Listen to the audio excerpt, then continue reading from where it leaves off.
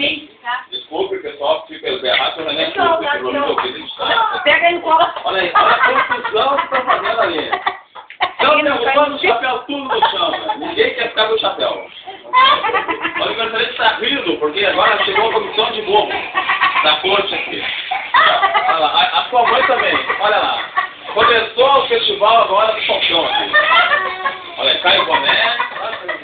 Essa cor não fica a cabeça. A mãe da criança está passando mal. Já chamamos a SAMU. Já está chegando. Está chegando. O SAMU já está chegando. Olha, veja o Estamos procurando fogo. Estamos sem fogo também agora para acender a vela da criança. Olha o vermelhão da mãe, da sogra. Muita felicidade, muitos anos de vida. Parabéns pra você, essa data querida. Muita felicidade, muitos anos de vida.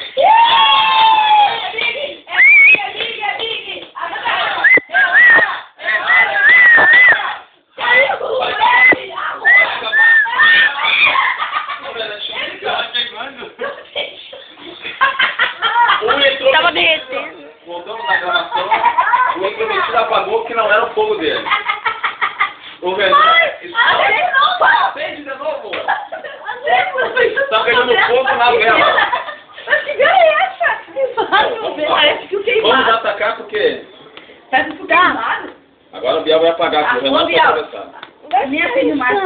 Não acende É que mais, já acabou né? a vela. Vai, acabou a vela. Apaga a vela, Renan. Você não tá vela? Acabou, parabéns. Chinelagem. Ah, que... Foi comprado essa vela também. Então era Vai queimar o dedo agora. Tá, vai, sim, do guarda. Cadê o parabéns? Nossa, mas queima tudo as mãos. O Ministério da Saúde adverte, não compre vela do Paraguai. Vai, apaga, Biel. Apaga, Biel. Sobe ele, sobe. Sobe aqui, pessoal. Sobe ele, vai.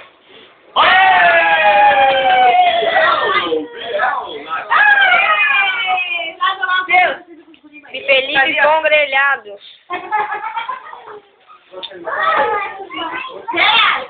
Os balãozinhos da coisa.